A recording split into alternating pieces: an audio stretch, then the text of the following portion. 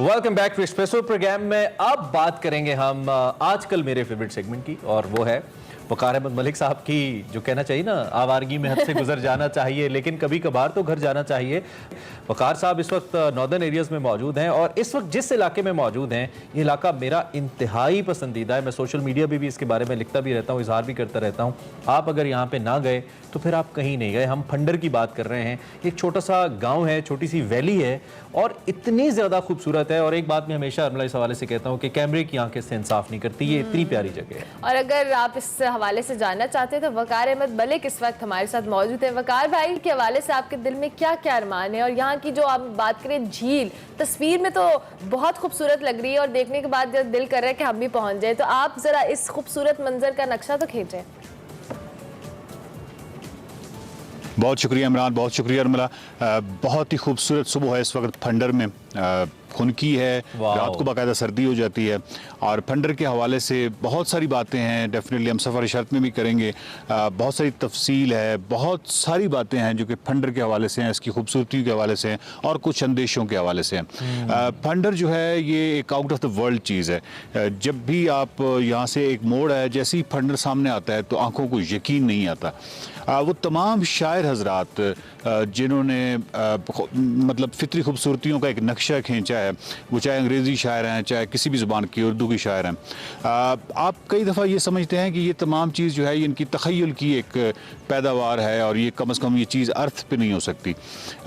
यहाँ पे आके लगता है जैसे वो जो शायराना तख़य्युल है वो बिल्कुल ऐसे लगता है जैसे ज़मीन पे आ गया। तो फंडर इतनी खूबसूरत जगह है, बहुत खूबसूरत जगह है। लेकिन दूसरी जाने मेरी आपसे चूंकि बात भी हो रही थी और हम दोनों की म्यूचुअल कंसर्न्स हैं ये, और पूरे पाकिस्तान के होनी चाहिए फंडर को लेकर खदशात। चूंकि मैंने आपसे पूछा था कि क्या अभी तक लोगों ने गंदा तो नहीं कर दिया, मैंने 2 साल पहले देखा था, आपने कहा था फिल वक्त तो महफूज है। तो आपके क्या खदशात है वकार भी, ऐसा क्या देख लिया जिससे आपको डर लग रहा है फंडर को लेकर? जी बिल्कुल ऐसा ही है। बात यह है कि जो फंडर है उसके हवाले से मेरे दिल में एक तो ख्वाहिश पैदा होती है और एक अंदेशा जो है वो जन्म लेता है। जो ख्वाहिश है वो तो ये पैदा होती है, वो किसी भी फ़र्द की जो खुशी शेयर करना जानता है या खुशी शेयर करना चाहता है, तो वो फंडर जैसी जगह को जब देखता है तो सबसे पहले वो चाहता है कि इसको शेयर किया जाए और इसको लोगों तक पहुँचाया जाए, अपने दोस्तों तक पहुँचाया जाए। दुनिया में 2 तरह के सयाह हैं, एक जिन्होंने फंडर देखा है, एक जिन्होंने फंडर नहीं देखा। अरे क्या बात। तो जिन्होंने नहीं देखा उनको ज़रूर देखना चाहिए। तो बात यह है कि आप शेयर करना चाहते हैं, यहाँ तक तो ठीक है, मतलब दिल करता है कि बहुत सारे जो सयाह हैं वो यहाँ पे आएँ और इसकी खूबसूरतियों को देखें और एक इंसानियत के तौर पे हम तमाम जो इसकी ब्यूटी है उसको शेयर करें, बहुत कुछ जो है फितरत से सीखें। यहाँ तक तो ये इसका ताल्लुक तो ख्वाहिश से है।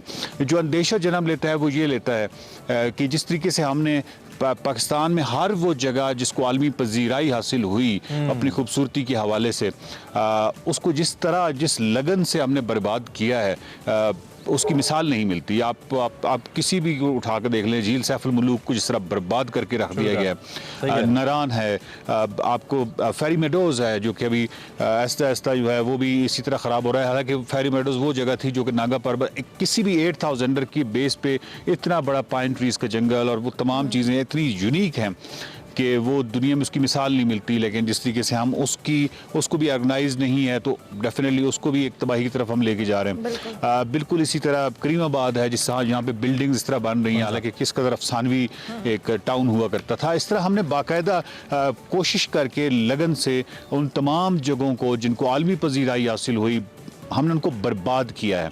यहाँ दिल दुखता है कि क्या कभी ऐसा तो नहीं होगा कि हम इस मोड़ पे आएंगे और ये जो सामने आप फील्ड्स देख रहे हैं बहुत ही खूबसूरत, और बीच में से एक दरिया बह रहा है जो कि इंतहाई सुकून से बह रहा है और आप आंखों को यकीन नहीं आता इन मनाजिर को देख के। तो कहीं ऐसा तो नहीं होगा कि आप ये मोड़ मुड़ेंगे और आपको एक नारान जैसा शहर नज़र आए और यहाँ पे तमाम फील्ड्स के अंदर वो तमाम मल्टी स्टोरीज बिल्डिंग और होटलिंग, और आप दरिया ढूंढते रह जाएंगे दरिया कहाँ है, और दरिया जो है वो एक पोल्यूशन का और कचरे का घर बनाओ।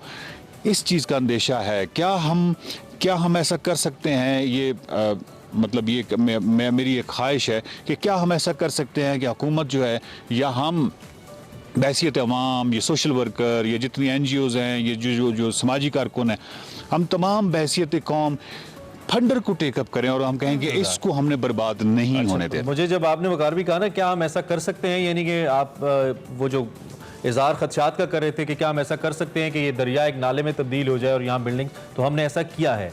हमने कागान नारान जैसे अच्छे शहरों को ख़राब किया है बगैर किसी प्लानिंग के।